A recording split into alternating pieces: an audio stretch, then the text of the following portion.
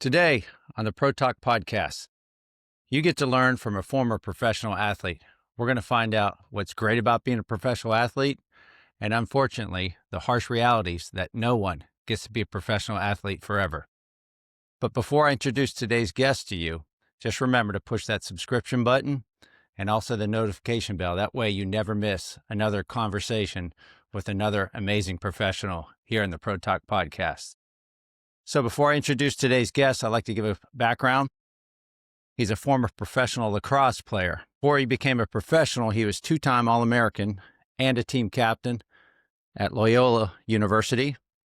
In 2012, he led Loyola to the national championship, so he's a national champion.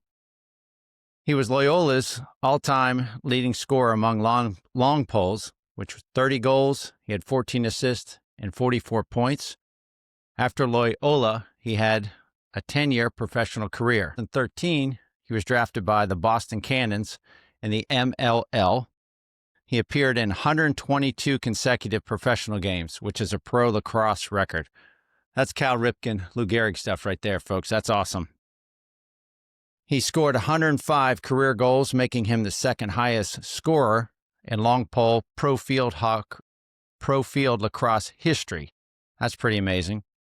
Among his honors, he was a 7-time All-Star selection. 17, he was the Real Man of the MLL Award winner. 18, he won the Dave Huntley Man of the Year Award. In 2019, hopefully pronounced this correctly, it's the Wells Crowler Humanitarian Award. Also, he was inducted recently into the Walton High School Hall of Fame. He's also an author of 2 different books. We're going to talk about that before we get over to. Also, when you finish this interview, I want everybody to go to YouTube and check out his highlights of lacrosse. It was amazing. I was really fired up watching this. Made me want to turn on professional lacrosse. So, without any further ado, I want to welcome Mr. Scott Ratliff. Scott, how are you today, bud? I'm doing great, Rob. Thank you for the kind intro. You did leave out current amateur tennis player in my sports accolades as well. So 10-1 out the all-time record. Okay. Soon to get a plate, right? That's right. That's right. Well, I'm going to get to that. So you stepped up to the tennis court. So I'm proud of you. I've known you for about 3 years. I have a privilege of watching you play in the tennis court. And I've just in conversation with you, and I asked about your athletic background. I couldn't believe your background, and then I saw some of what you've done in the past. It's very impressive. Let's get right to it, man. What's the coolest thing about being a professional athlete? Good question. I think just getting to be a kid for a really long time. Like, look, being a professional lacrosse player is not the same thing as being a professional basketball player or a football player. And I say that because, the obvious thing is like the money is different. Like so you don't have some of the same complications of your relationship with the sport that you would if you're having to negotiate, big contracts and all those things. So in a way, I think what makes it a little bit different is if you're doing it, you're truly doing it because you really love to play. You're not doing it because you're getting rich, right? And I think that's the part of it that I really just am grateful for and probably miss is like, I just love to compete. I love to play sports and I love to challenge myself. And, getting to do that into your 30s is really unique. I think a lot of people are kind of forced to let go of. A lot of people after high school, kind of another group after college. So to get to go as long as I did, getting to challenge myself in that way, getting to play a game on a regular basis, that's the part of it that is really special and that I really miss. And then, pro sports are the most performance-based industry in the world. Like if you're doing your job and you do a bad job, maybe a couple people in your company know, and maybe it's a year before anybody really figures out that you're not the right person in this role. Like when you play a sport, it's right there in front of it for everybody to see. You watch the film the next day, you get immediate feedback. And that's a cool environment to operate in when it's just like, there's no hiding. So it's really motivating in terms of putting in the work. And you know right where you stand. And that's a tough adjustment, Rob, like coming out of pro sports and kind of entering into whatever, a different career, a different world where it's like you're just used to things happen fast. If I work really hard, I get the results. If I don't get the results, I know it right away and I know why, and I pick myself up, and the rest of life seems to move a little slower than kind of the being a competitive athlete, being a professional athlete does. So those are some of the things that I really miss that are tough to adjust out of when you're in it for so long. Was there a negative though that you're on film the next day after you had a brutal game? No. Like, look, no, because everybody makes mistakes in a game. The best player is going to screw up. And that you're going to hear this a lot from me. And I'm probably going to keep turning it toward tennis just because of how passionate I've become about it. But like, that's life. It's a metaphor for life. So you're going to screw up in life just like you're going to screw up in a game. And you can either run from it and delay dealing with your screw ups or problems, or you can learn the habit of confronting them head on, accepting them, owning it, and then working on it and getting better. So it was never, you don't go into film the next day and get put down because you made mistakes. You get shown this was the mistake. This is how we're going to correct it. This is what you can do to work on it. And if you're somebody who's driven to be great, that's what you want. You want feedback. You don't want everybody just telling you good job, because then how do you get any better? You feel like you're on a plateau and it's not fulfilling anymore. Like, what's fulfilling is screwing up, learn from screwing up. That's how you get better at anything. And so not having a Monday morning film room in life, I would say is harder on me than having it in sports. It's like, I want that constant feedback and coaching so that I can improve. When you don't get that, it can be, to me, you can feel stuck. And that's where more like stress and, heartache can come from. Right. Oh, I love that, hearing that, learning from your screw ups.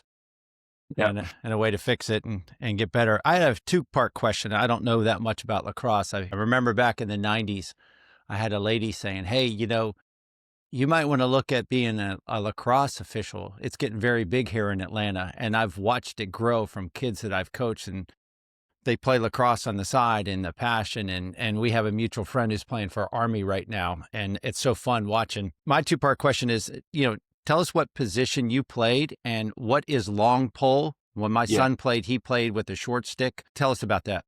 Yeah. You did a great job working through it, because it's not always very straightforward understanding the stats, the multiple leagues, things like that. So in lacrosse, you got 10 guys on the field. You got 9 field players and a goalie. There's attack, there's midfield, and there's defense. So the defense, 3 guys stay on that half of the field. The attack, 3 guys stay on the offensive half of the field. Midfielders go to both sides. Now, similar to hockey, within midfield, you have specialization. You have offensive-minded midfielders and you have defensive-minded midfielders. So you sub through a box like quick. So the offensive midfielders might be on the field, shot, goalie saves it. 1 or 2 of them that are closest are going to get straight to the box, and 2 defensive-minded midfielders are going to run on. So I was what's called a long stick midfielder. So I was a defensive-minded midfielder, and I played with a defensive stick. So the offensive guys use the short sticks, defensive guys use the long sticks. You're allowed to have 4 long sticks on the field at any given time. So your 3 close defenseman guys that are constantly staying on the field and playing defense, they're going to have the long sticks. And then you can have 1 long stick playing midfield. And you can play offense or defense, but generally the way that works is short stick sub on to play offense, and then a long stick will sub on to play defense. So you're going on every defensive possession, but you're doing it subbing through the box. So what my position required was a lot of running. The defensive guys are, I'd say, like, think of them more like linebackers. They're sitting down there close to the goal. It's a lot of shuffling and physical hitting. Long stick midfielder is more like a safety or a corner. You got to cover more ground. You got to kind of get into a back pedal and turn and run with midfielders running at you. And you got to run up and down the field a lot. And so I think what made me unique in my position was, and you said it, I was very offensive minded for a long stick midfielder. So a lot of my accolades are around scoring goals and scoring points. So I was very good at, when you're playing defense and our goalie makes a save and the offensive midfielders go to run off the field, I would stay on and get them to throw me the ball and create transition, fast breaks. I mean, no different than basketball. Think of like a D and 3 guy in basketball, Bruce Bowen or Tony Allen, where you're great out here because you're great at defense, but then you have the ability to come down and hit the dagger 3 as well. That's kind of always how those are the hoopers that I idolized. That was always kind of how I saw myself, was shut down defender and then have a sense for the moment of when you could go steal a goal and create momentum. And that was kind of what the position I think that's awesome. It's like, I remember playing basketball, how they talk about drawing charges, denying the passing lane, and there was nothing greater than stealing a ball in the passing lane and starting a fast break. Watching your highlights, how many times I thought it was so cool that somebody was ahead of you and the guy goes, "Here comes Ratliff," and he makes the steal, and then all of a sudden you could see the whole field go the other way. And now, did you take pride in, okay, the scoring obviously wasn't, you're not going to get as many goals as somebody's playing offense, but was it the steals that stoked you more than anything else? Yeah, so the stat in lacrosse that I probably focused the most on was actually ground balls. So again, and this is a very, you got to know lacrosse, but the ball ends up on the ground. You don't get a steal, which we call a caused turnover, for knocking the ball on the ground. You got to get it up. You got to pick it up, right? If you knock it on the ground and they pick it up, nothing changes. There's a lot of ground balls on lacrosse. You start face-offs, right? It's basically a created ground ball where you start and the ball pops out and people have to go get it. So the way I always thought of it was, good offenses generally scored 30% of possessions. So to me, 3 ground balls was the same as a goal. If you can pick up ground ball 3 times, you're creating 3 possessions. Likely you're going to end up scoring a goal. So that was the thing that I was most focused on. And it's the scrappiest part of the game. When the ball's on the ground, everybody's whacking each other.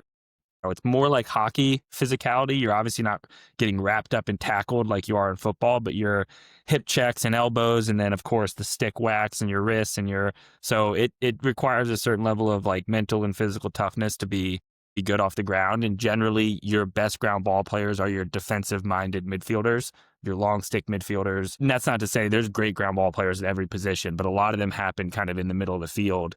And the team that wins the ground ball battle very often wins the game. You have more possessions, if you're 2 pretty evenly matched teams, more possessions can generally lead to more wins. So that was what got me going the most. I used to say I created a stat, the CT, which is the caused turnover, GB, which is the ground ball, G, which is the goal. So knock the ball down, pick it up, go down and score. That was the goal for me.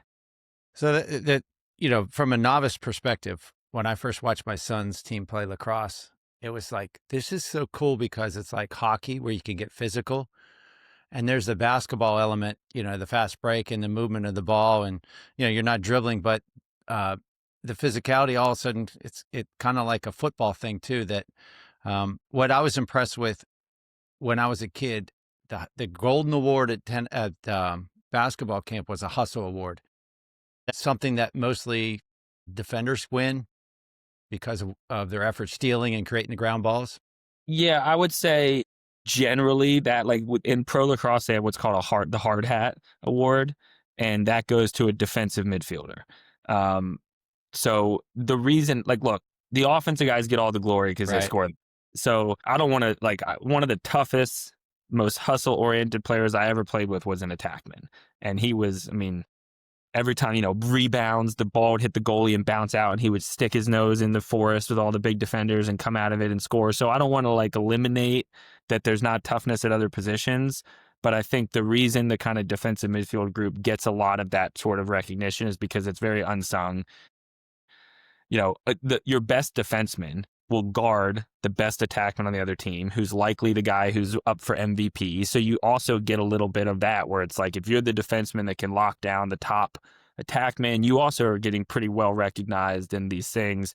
The guys in the middle of the field are definitely, what you'd call the unsung heroes that are generally having to run the most. They're having to do most of the dirty work, and oftentimes they're getting the least amount of recognition.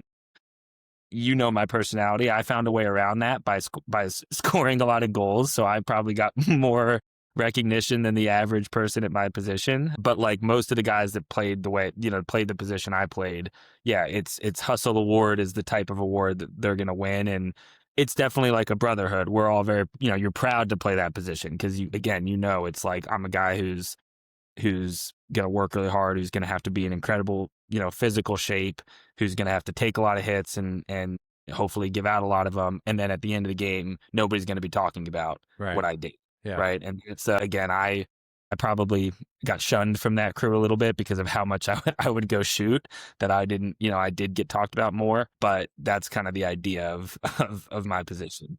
I always wanted to be an attackman. I wasn't good enough at that. So I had to play the position I play. And then I found my way back down to the offensive side of the field. Well, I'm guessing lacrosse is no different than basketball, that you could have talented players, but the best team wins. And so you're part of the team, and that contributed. So no doubt. Well, speaking of awards, I mean, we're talking about it now, that the Real Man Award. Can you tell us about that?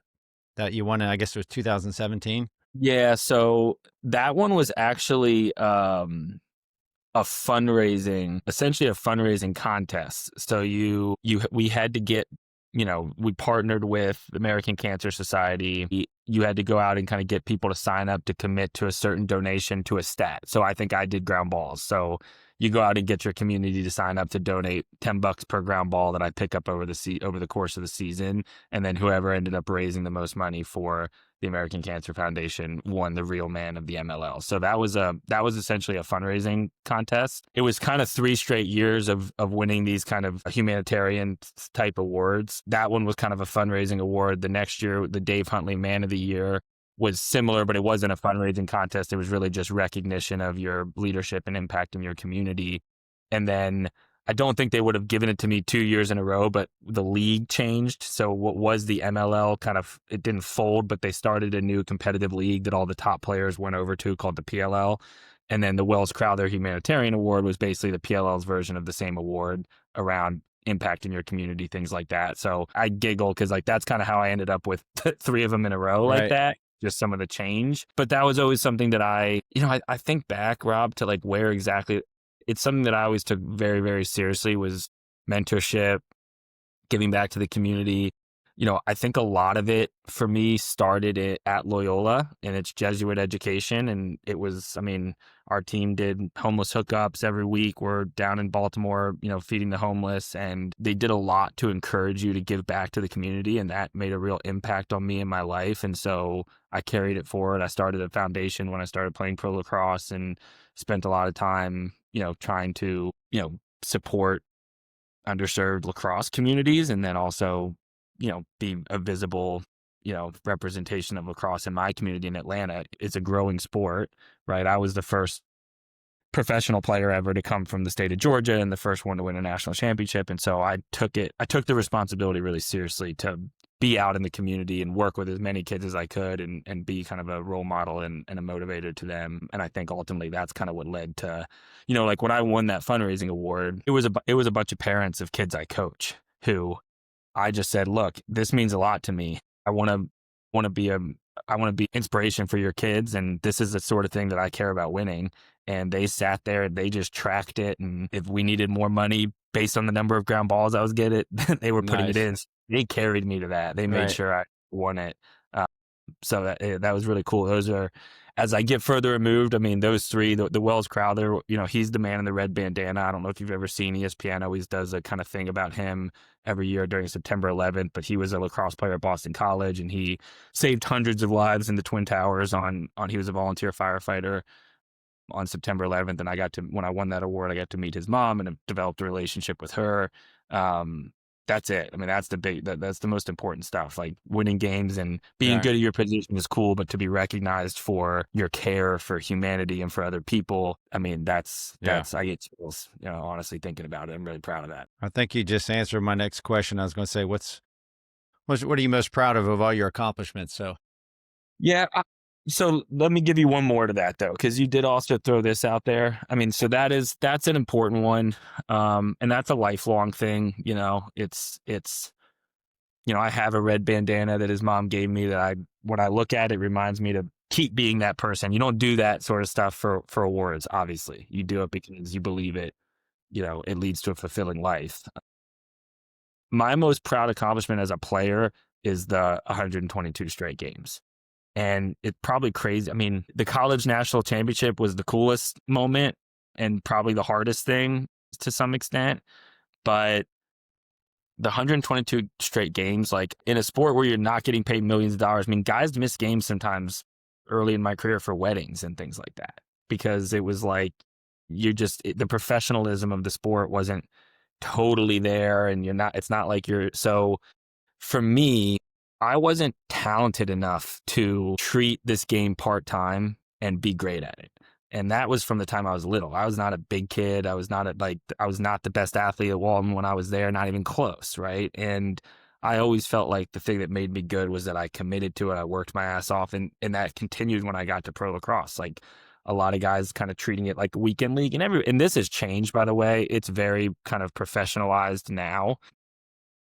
But what that streak represented to me was that I prioritized being available, being healthy above everything else. And I mean, I lost friendships. There was a lot that went into that to make sure I was there every single game. Some of it's luck. You don't get hurt, but a lot of that is training. And we've talked about it when you're coaching me in tennis. It's listening to my body. It's knowing when it's time to focus on recovery versus focus on, getting bigger, stronger, faster. It's knowing when to do that. I mean, I think that just represents the number of hours I spent and the sacrifices I made to be good at it. And so that's the one that, when I think back, like, I'm most proud of being there for 10 straight years, every single game, starting every single game, and being able to stay healthy and just choosing to continue to work at it and not prioritize other things, which, yeah, like I said, which wasn't without its own challenges, but I don't regret the decision. That's commitment. That's awesome. That's sometimes lost today in today's sports with You kids talk too. about that. My dad played lacrosse in college and football. He didn't miss a day of school from kindergarten through college. So like, I grew up in a house where it was like, now I missed tons of school. So like, let me be clear that I did not apply that to every part of my life, but he Baltimore kid, he talked about Cal Ripken all the time. Right. So like, that was it for me. It was like, yeah, you show up, that's what you do. I'm sure your dad's proud about that one. That's pretty, No doubt. very cool. Okay. So a kid right now, probably some kid in Atlanta sitting there going, how can I be like Scott? I see his name, HOF, over at Walton High School. What was your first sport playing as a kid, if you can remember?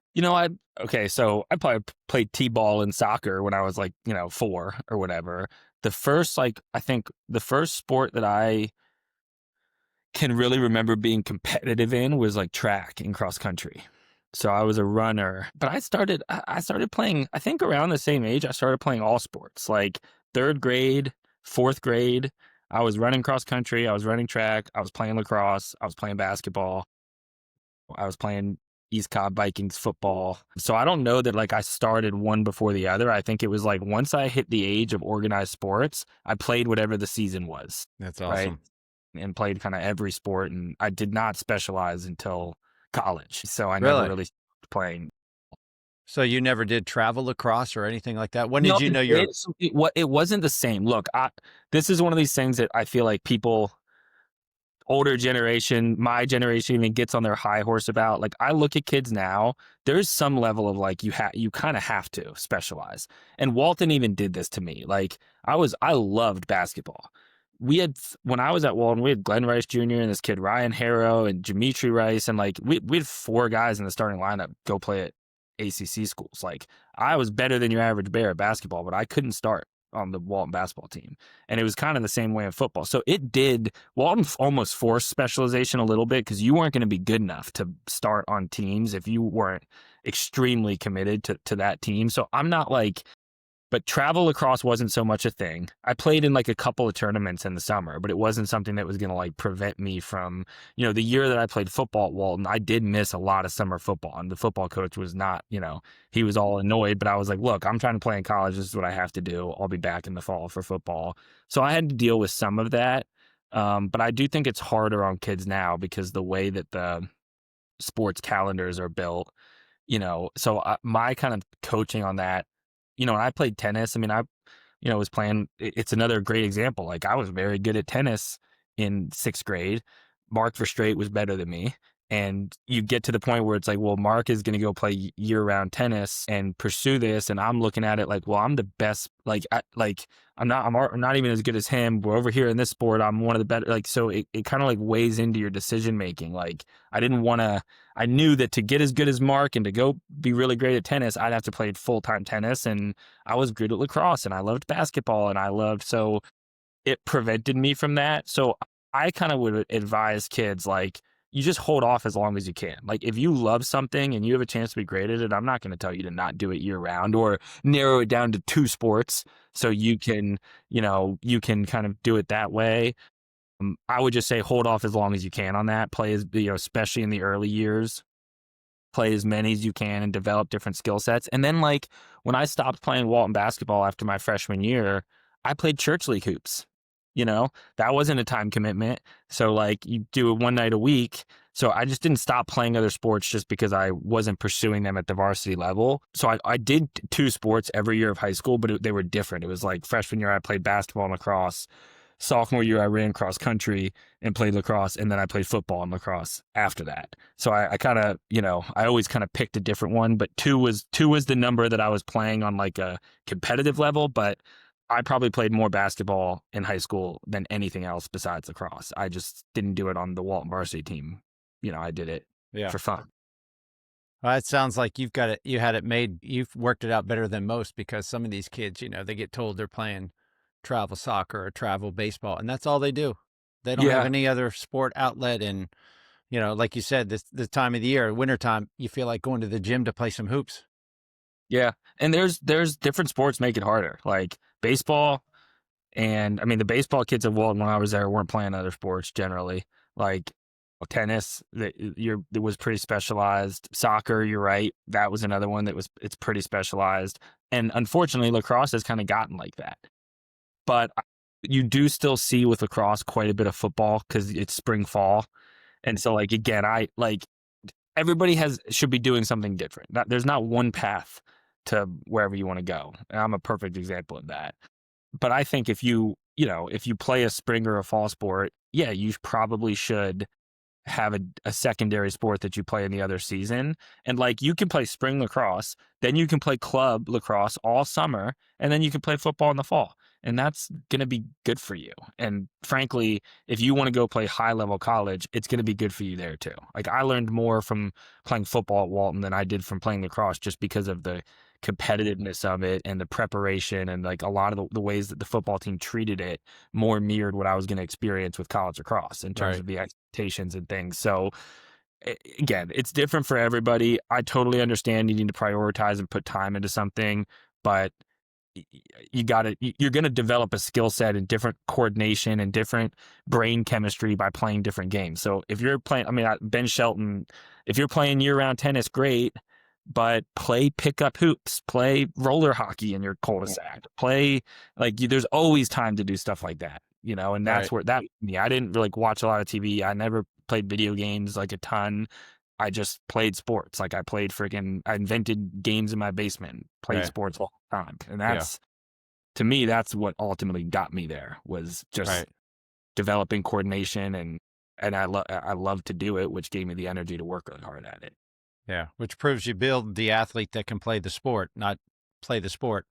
And then you become Correct. an athlete. So Correct. what is your, if you can remember anything from your childhood, any sport, could be church league basketball, what was your greatest victory as a kid? This goes into something that I would really preach. I didn't win. I won 1 championship my whole career. 2012 a Division I championship. I never won a title in high school. I can't remember winning one in middle school. Maybe I won like a 5th grade rec league lacrosse championship one season, but that's just it. You're going to lose. Like, Wow. you're going to lose in sports. That's the whole thing. I really I don't have, Rob, a great answer to that. I mean, I don't have a lot of memories of, having really big wins until until all of a sudden I won the biggest thing I could possibly win. That's kind of big, man. That's huge. So I can't think of an answer when I think about my way. I mean, We had a great high school football season. We won some big games my senior year. I never got past the first round of the playoffs in high school lacrosse. Yeah, there's not one win that really stands out to me from my high school career. Now, what I do remember is kind of individual accomplishments, recognizing that I've taken a step. I can remember, I think my first game of my junior lacrosse season, beating Roswell, and having a really dominating performance, and it kind of clicking in my head of like I might actually be able to do this thing. Like I might be good at this. I mean, that's a kind of a core memory that stands out. I can remember, playing in some recruiting camp and covering a kid who was, committed to play at a really high level school and having a really great day. And same thing, like the thoughts starting to enter my head of like, I think I can play at this level. But no, there was never any major success, but I never cared. I don't think back to it. It was like, oh, all I do is lose. Like I won tons of games. Our football teams were really good. Our lacrosse teams were really good. We just couldn't, there were just a couple teams that were better. So we'd get to the playoffs every year. Right. So it's not like I wasn't winning games, but I just was never winning state championships. Right. And so. Well, set a high bar and strive for it. If you don't. Yeah.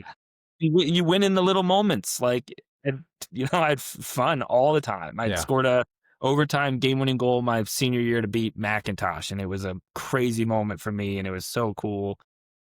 Did we win a championship? No, but what a great day and what a great night. I caught a game-winning touchdown in my second ever varsity football game against Kel, and, girls at school that never talked to me before were talking to me on Monday. And so there's lots of great moments that I can remember, but there wasn't ever this signature Friday Night Light state championship team type of moment. I didn't experience that until junior year of college, and it really truly came out of nowhere. Well, you have great perspective on that, but I think a lot of people would trade the rec league and the junior varsity title, city title for a national championship. You got that ring? I've not seen you wear that ever. Yeah, I don't wear it. I do have it, but it's pretty big and little. It doesn't really fit into many. That's okay. But there's times you do. Yeah, it's big and it's pretty, and you're right. And I remember talking a lot about, I was almost blissfully ignorant. It's not like I wasn't chasing championships. I guess I was, but I just kind of, my parents were very, very good about teaching me to believe in what's possible. So even when all the evidence told me that you're probably not going to ever win a Division I national championship, I wasn't highly recruited. I kind of backed into a school that had never won a title before. I just never really believed that anything else would be the result. And I just never really believed that I wouldn't, achieve what I wanted, even though for a lot of years I wasn't the best player even on my high school team or on my, I had a very long-term point of view. I had a really strong sense of self-confidence that my parents instilled in me that was married to work ethic, that it was, and I still carry that today. I don't look at something and say, if I work really hard, I can get this in 3 months. I think about it. It took me, 25 years to reach what I've probably considered my peak as a lacrosse player. So if I start something, I think of it like that. If you put your head down and grind, there'll be lots of great moments along the way, but it's going to take 20 years. And then you might wake up one day and win a national championship. That's kind of my point of view on work ethic. So I try not to get too high or too low over the wins and losses along the way, because that's what sports teaches you. It's just part of it. You're going to win some, you're going to lose some. You just got to keep going, and then look, close your eyes for 10 years, work your ass off, and then look back and see where you are and see all the great moments you've had. And, the wins they're fleeting. Even the national championship, it's fleeting. It's a great memory, but it's not as important as my friendships from that team, the lessons I learned from my coach, my experience at Loyola, and the education, and it's just. So yeah, winning and losing is fleeting. You do it for the moments, and you do it to learn how to compete and learn how to get better at stuff and learn how to, you push yourself, and that's fulfilling. Doing something hard feels good, right? That's the stuff that I really hold on to more than winning or losing games. That feels good. For the national championship was like a summer. Right. The whole summer was awesome, but then you're back on campus in the fall and you lose your home opener to Maryland, and next thing you know, nobody remembers that shit anymore. You're on to the next one. Well, there's a great quote. It says, Success doesn't happen in a day, it happens daily. And that's, what you're talking about. You do these things on a daily basis. You might get the reward, you might not. But let me ask you, who was your greatest coaching influence? It could be in any sport. And was he your toughest coach? I'm going to give you a two-part answer. So I probably wouldn't have said this until I have really grown up and become a parent. My college coach, Charlie Toomey, I don't know if he was my toughest coach. I mean, he probably was, but he wasn't a negative screamer, put you down, but he was a hold you accountable. But he saw things in me that he was coaching that I didn't really understand about myself until even years later. And I look back now at some of the things he was saying and showing me about myself, and I'm the more I got to know myself, the more I realized kind of what he saw. He coached me as a person, right? Like, he taught me lacrosse and this and that, but he saw that I was overly competitive. I was hard on teammates, hard on myself, and he helped me to kind of rein that in a little bit. And I think he saw that I was driven for a long time, Rob, by approval, admiration of others, and in subtle ways, like, he would call that out to me. And in college, I wasn't totally ready to, and not even ready, I just didn't totally understand it. And now I do realize like what he was showing me, and I'm super grateful for it. So the life lessons that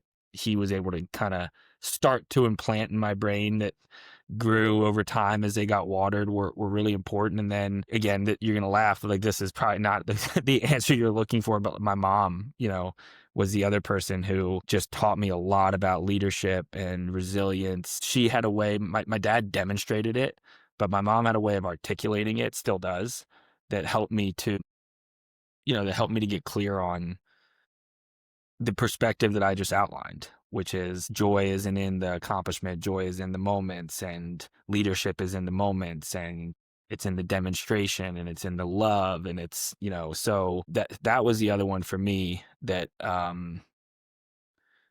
really made an impact. Now, when you ask the question of like hard coaching, the truth is people probably would look at my college coach and say he's coaching you hard. Like, people probably would look at even just the discipline that my parents kind of instilled in my sister and I. To me, I was not being coached hard. I always thought of this as like, this is what you do. This is how you learn. It's the same thing. I craved it. Give me the feedback. But yeah, accountability, like being told when you're doing something wrong. My junior year, which was the year we won the national championship, we're Monday practice for the first game of the season. I've stepped up into a leadership role. My style was, I work my fucking ass off. I hold myself accountable, so I'm going to hold everybody else around me accountable too. There's like a third line midfielder, so somebody who doesn't play, is on scout team in practice, and he drops a pass. Then next ball goes around again, he drops it again. I go out there and just like baseball bat him in the wrist and knock the stick out of his hands and push him over. And I'm thinking like, it's fucking game week, let's fucking go, lock in. And I'm thinking I'm being a great leader. Like, I'm setting a tone. And Coach Toomey calls me up to his office after practice and was like, "You're being an asshole." He's like, "I get it, but like, nobody's going to question your intensity. You're intense every day. Too intense. Yeah, you don't need to take a guy who's trying to build confidence and trust in himself, who's not going to be out on the field Saturday, and put him down to make a point to your teammates." And socially, Rob, I was never a bully. I was kind of a shy kid, especially in high school and stuff, but you get me on a field and I was a bully. It was like all the work I put in, I would kind of, you see it in tennis. You see what I do. I get out there and I talk trash to every guy on the Alta team who's just out there trying to have a beer. And, like, that was just kind of my style. So I had to learn to, and Coach Toomey, I was shocked when he was saying that. I was so unaware that that's how I was behaving and coming off. And it was a great lesson. And I had to learn, I didn't change my personality, but I had to learn to do it from a place of love, not a place of judgment. Why you don't work as hard as me? Why aren't you as ready to play? I'm judging you. That doesn't do me any good. That doesn't do you any good.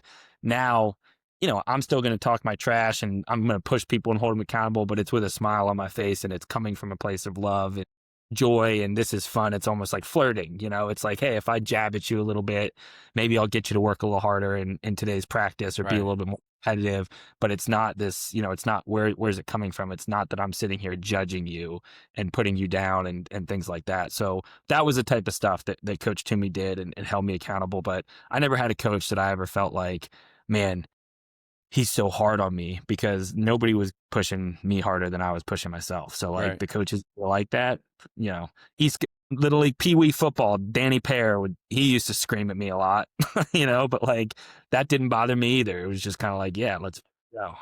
This is what I'm here for. Well, that's a great coach that, you're the boat that's on the sea, got to put you in the right direction, and then everybody Exactly. goes with you. I think that's Yep. great.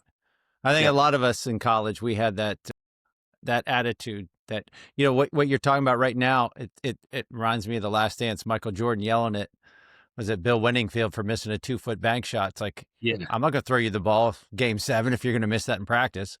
Yep. It's not always a Yep. bad thing, but I see where your coach was coming from. I toggle with it because it's not like it's even. And you know what Michael Jordan has done is it's like a justification. Like he's great, and that style of leadership is great. You don't have to be like that to win. You don't and so everybody wants to glorify that type of behavior. It's not him being an asshole to his teammates that made them win. It's the example he set, what he brought out of them. There's lots of ways you can bring that out. That is one of them, and that's great. And there's been lots of great coaches and Bobby Knights of the world who did it similarly, but that's not the only way.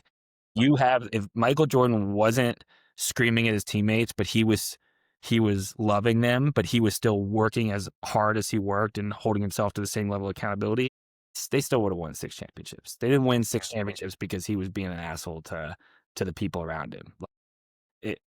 That's collateral damage. It's work ethic, it's consistency, it's love, it's care, it's passion. You can have all those things and not, so, and again, I was only capable of being who I was. Same with MJ.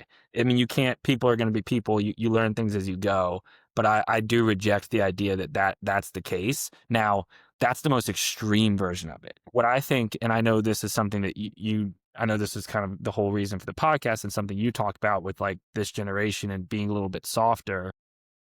Accountability and discipline is not hard coaching. Like berating people verbally and putting them down. Yeah, like that's not for me. But that doesn't mean I'm not going to tell you when you did something wrong and expect it to change and lay out, communicate a very clear. And I feel like that's what a lot of people think is hard coaching, being told the truth. And that's where you lose me. Like if I'm telling you the truth, it's because I love you. Just listen. And you can disagree and I could be wrong, but I'm just going to tell you exactly what I see. And this is the truth. And if you want to be great, this is what you have to do. And I think people, you know, and you can hear it. Sometimes that's said in a passionate voice in a sports environment because that's the nature of it. To me, that's not hard coaching. That's love. You tell the truth. Like if the truth is that you're not working hard enough or you're out of shape or you're like, that's not hard coaching. That's just coaching Right. from my point of view. And it's not for everybody. If a lot of people don't want to hear that, but it's going to catch up to you at some point, if you avoid it. So better to confront it head on, in my But opinion. that's great respect. I have great respect for your coach because if he didn't care, he wouldn't tell you the truth. Yeah, totally. Totally. Well, since we're talking, professional athletes here, we talked about MJ. I want to wrap up because I got to be considerate of your time. Who's the greatest professional athlete you've ever been around? I'm assuming it'd be a lacrosse player, or if you've ever been up, who's the best you've ever seen?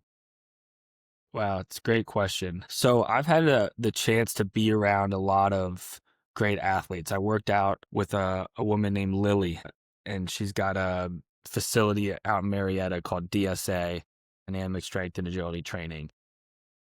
The athletes that were in there, I could just start name dropping. It's like half of the great athletes across all sports in Atlanta have gone through DSA.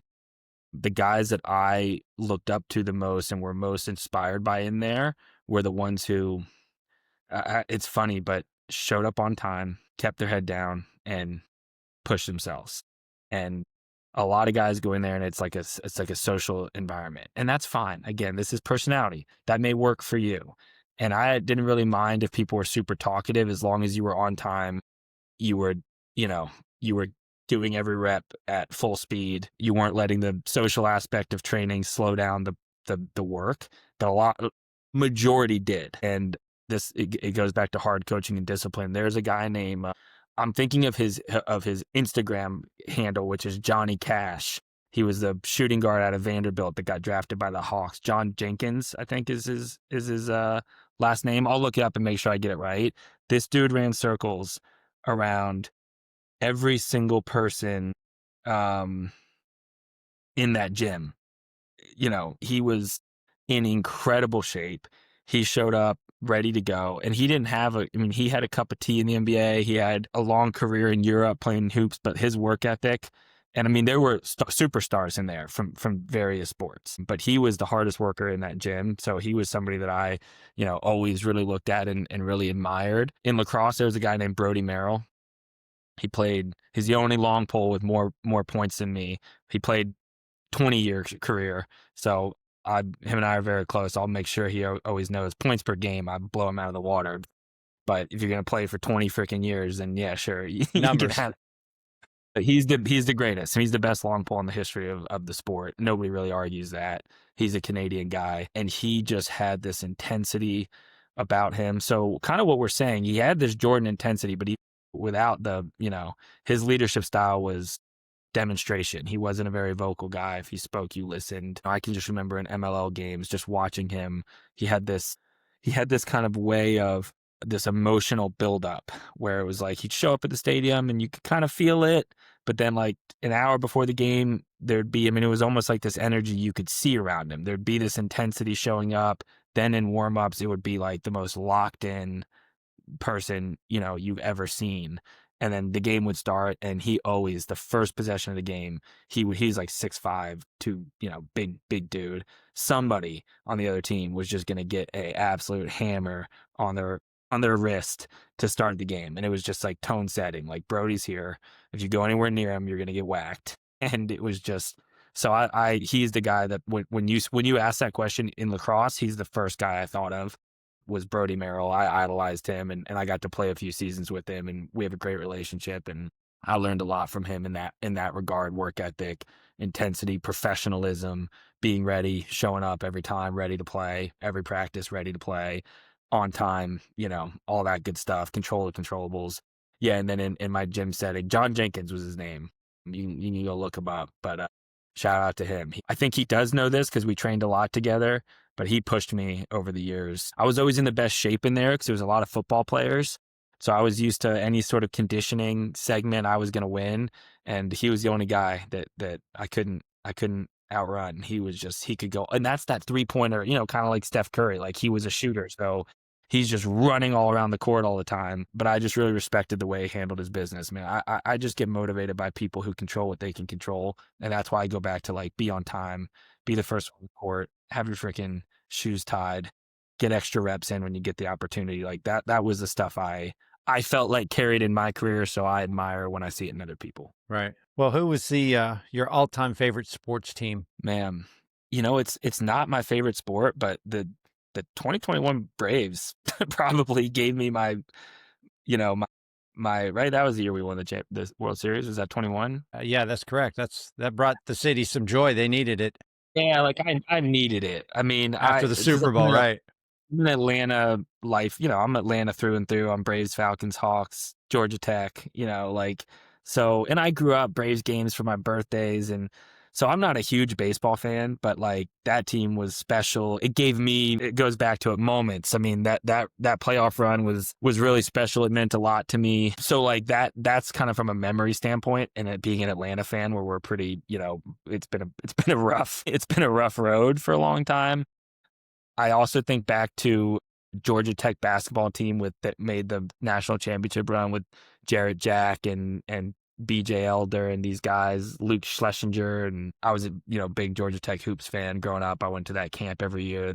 Paul Hewitt was the coach. They had like a crazy run. I loved that team. Yeah, I'm still kind of a hoops guy, and I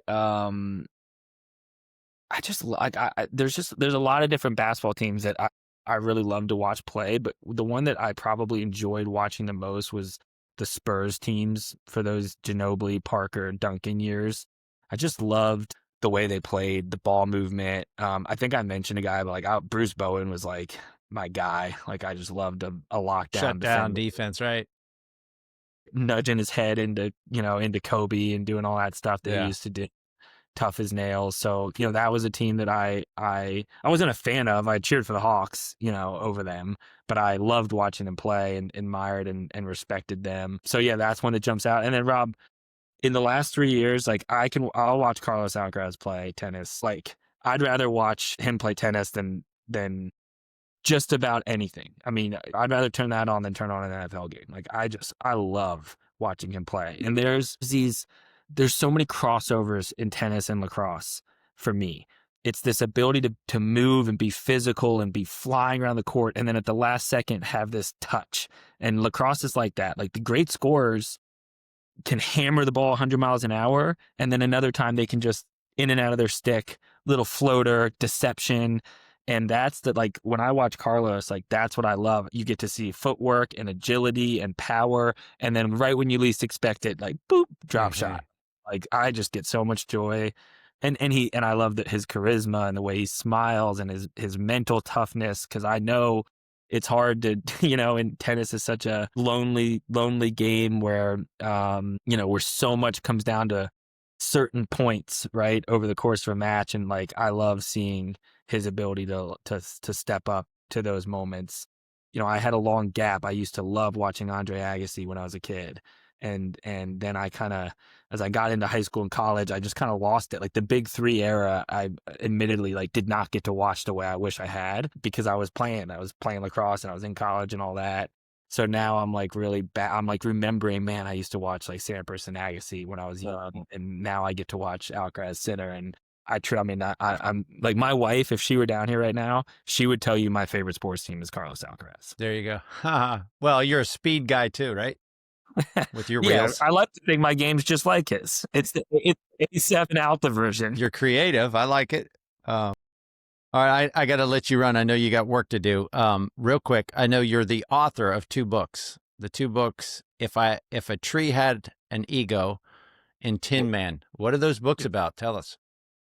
Yeah, so they're both poetry books. They're about life and, the pursuit of well, If a Tree Had an Ego is a lot about, losing my ego. I started writing. I think I've been writing poems my whole life, but I decided to take it seriously. I read this book called Big Magic by a woman named Elizabeth Gilbert. I think she wrote like Eat, Pray, Love or one of those. I can't remember. And, she talked about like everybody has some sort of creative outlet in them. And it's really, do you have the courage to explore it? So I was like, and maybe I'll write a leadership book. Maybe I'll write. So I sat down and I was like, I just had this calling to write. And when I sat down to write, like poems are what started coming out. Right. So I decided I'm not going to fight this. I'll just do this. I was traveling a lot in the off season, and spending a lot of my time writing poems. And I got cut by Team USA. So, we had in 2015, I was first team all pro. I think I was like 3rd or 4th in the voting for MVP. I mean, I was one of the best players in the world, by all statistical measures. And 2016, I'm having a great start to the season, and Team USA tryouts begin. They picked the team in 2017 for the World Games in 2018. So in my mind, I am as much of a lock. And I thought I was going to be the captain of that team. And you go through that process, and ultimately, they didn't pick me. And that coincided with like, I was doing a lot of traveling. I was doing a lot of writing. And I think it just was like, like the classic ego death. Like what was so humbling about that experience was the guy they picked instead of me hadn't had the accolades up until that point, like anywhere close to what I had. And he ended up winning MVP of the World Games tournament. And then he went on to win player of the year at my position 5 straight years. And like, I watched him, and like him and I were rivals, and I have a ton of respect for him.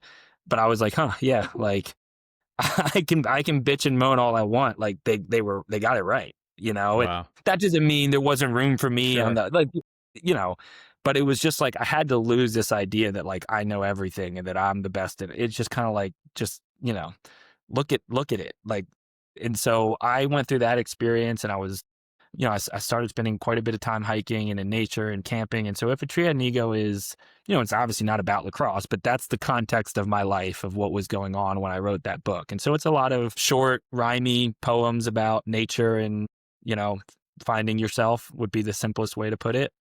And it was kind of my intro into writing poetry and trying to see a project all the way through and get something published. And then Tin Man is much more, I would say, kind of a theme of self-discovery through love and relationship.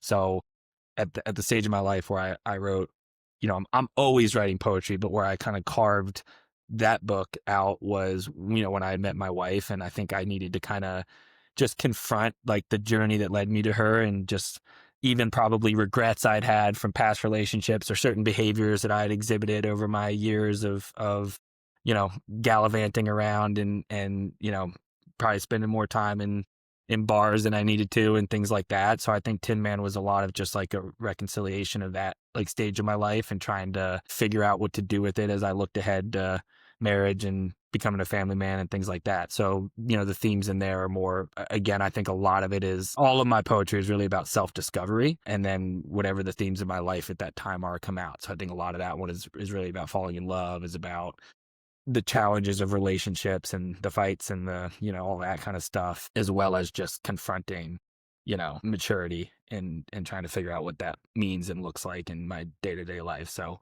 that would be more of the context of Tin Man. Well, that's great. Who knew, right?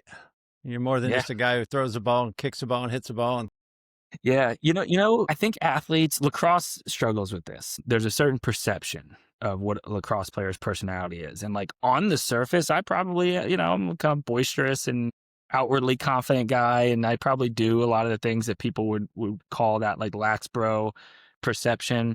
The higher levels of sports I got, the less you could put into a box what my teammates are like.